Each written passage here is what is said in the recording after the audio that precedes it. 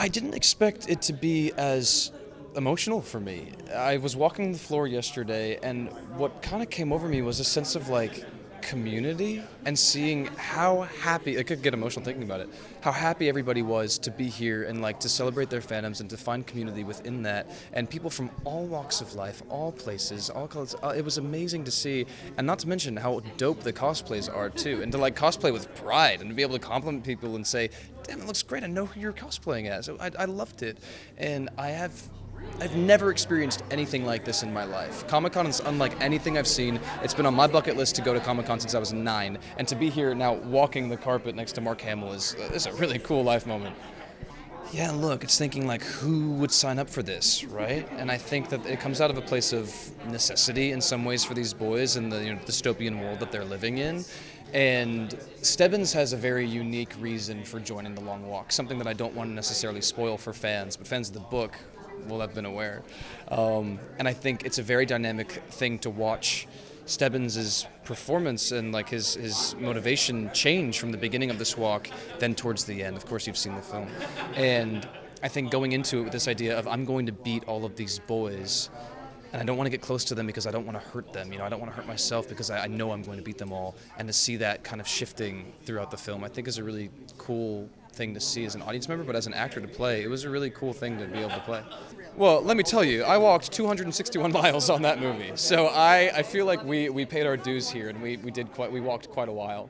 I mean, it was towards the end. Look, at the beginning, I remember standing on set with Ben Wong, who played the Karate Kid, so cool, and it's 100-degree heat, and there's 50 boys, and we're all walking through this neighborhood, and it is just grueling. We walked 12 miles that day.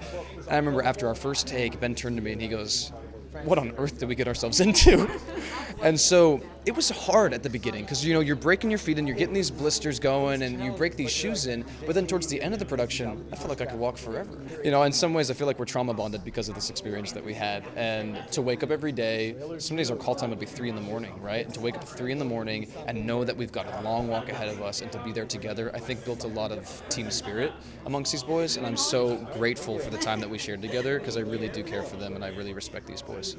I mean, Stephen King is a legend, right? We all know The Shining, we all know Carrie, we all know Misery, like Stand By Me, The Green Mile. He is a legend.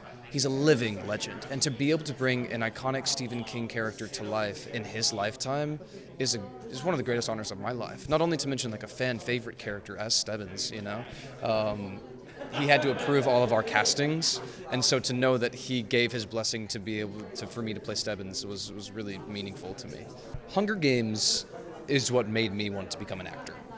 I was a young kid, and we're watching it in my small town in Texas, and I saw this on the big screen. I said, I want to do this, And so, full circle moment, 12 years later, to be able to be working with the creator and the filmmaker behind the Hunger Games was so meaningful. And I tried to not get in my head about it, I tried to not psych myself out for this audition, but I understood, the gravitas that he carries, that Francis carries, and it does not pass me by. I am grateful for it every day to have worked with him. JT, who's standing right there, talented man. He wrote Strange Darling, he directed Strange Darling.